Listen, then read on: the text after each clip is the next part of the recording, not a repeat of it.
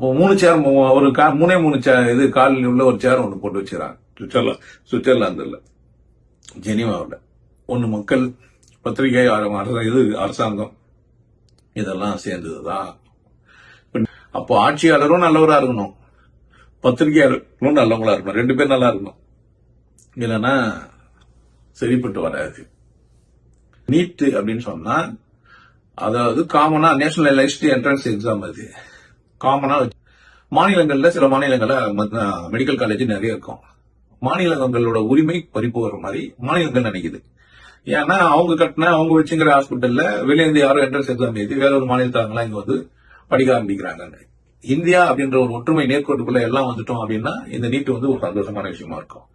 ஆனா நான் பிறந்த மண்ணில் இருக்கிற எனக்கு கிடைக்க மாட்டேங்குது சீட்டுன்னும் போது இது துக்ககரமான விஷயமா இருக்கும். பிரச்சனை அங்கதான்.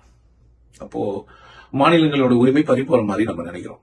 இந்தியா இப்ப இந்த ஆட்சியாளர்களும் இந்த பத்திரிகையாளர்களும் அது வந்து சரியா விளம்பரப்படுத்துறது இல்ல, சரியா சொல்றது இல்ல, எதுவுமே மக்கள் கிட்ட சரியா சொல்றது இல்ல. இது என்ன தீர்வு அப்படின்னு கேட்டீங்கன்னா இதான் பிரச்சனை. தீர்வு என்னன்னா பத்திரிகைகள் சுதந்திரமாகவும் நேர்மையாகவும் உண்மையாகவும் இருக்கணும். ஒரு அரசாங்கம் ஒரு சட்டங்களை போடுதுன்னு சொன்னா அந்த சட்டத்தை இல்ல அவங்க நடைமுறைப்படுத்த வேண்டிய விஷயத்த என்ன எதிர்பார்க்குது இந்த அரசாங்கத்தை தெளிவா சொன்னா இந்த பிரச்சனை இல்லை. மக்கள் கிட்ட போய் தெளிவா எடுத்துன்னு போய் சொல்லணும். இது மாதிரி இருக்குது, இதனால நம்ம இது மாதிரி பண்றோம். இந்தியா ஒரு தேசத்தினால இது மாதிரி கொஞ்ச காலத்துக்கு அது மாதிரி இருக்கதான் செய்யும். மாநிலங்களின் உரிமை பறி போல இது வந்து குழந்தைங்கலாம் கொஞ்ச நாள் படிக்க முடியாம இருக்கலாம். இல்ல தமிழ் மொழியிலையும் நாங்க கேள்வி கேட்கிறோம். இங்க என்ன பிரச்சனைனா மாநிலங்கள் வந்து ஒரு சிலபஸையும் மத்திய அரசாங்கம் ஒரு சிலபஸையும் வச்சுன்னு பாடினது. நீட்டு காமனா வச்சது. இது நீட்டு காமன்னா சிலபஸ் காமனா இருக்கணும். இதை மட்டும் புரிஞ்சுக்கணும். நம்ம என்ன நடக்குதுங்க, ஏன் இந்த குழந்தைங்களால படிக்க முடியல. முதல் பெரிய பங்கு இதுல எது அரசாங்கம் மக்கள் ரெண்டுக்கும் நடுவில் எது இருக்குதுன்னா பத்திரிகைகள் தான் இருக்குது.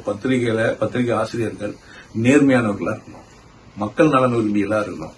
ஆனா நிறைய பத்திரிகை நான் இப்ப வந்து பத்திரிகைலாம் மாறிச்சு. இப்பெல்லாம் ஒரு செய்தி பொய்யாவும் பரப்பப்பட்டுருந்தீங்க. பொய்யா பரப்பப்படும் போது மக்கள் வந்து வெகுண்டு எல்லாம் சாத்தியப்படுது. அங்கெல்லாம் அவங்களாம் கொஞ்சம் நேர்மையா செய்துச்சு. ஒரு நல்லவங்க ஒருத்தன் வந்து ஆட்சியாளர்னா போதும்.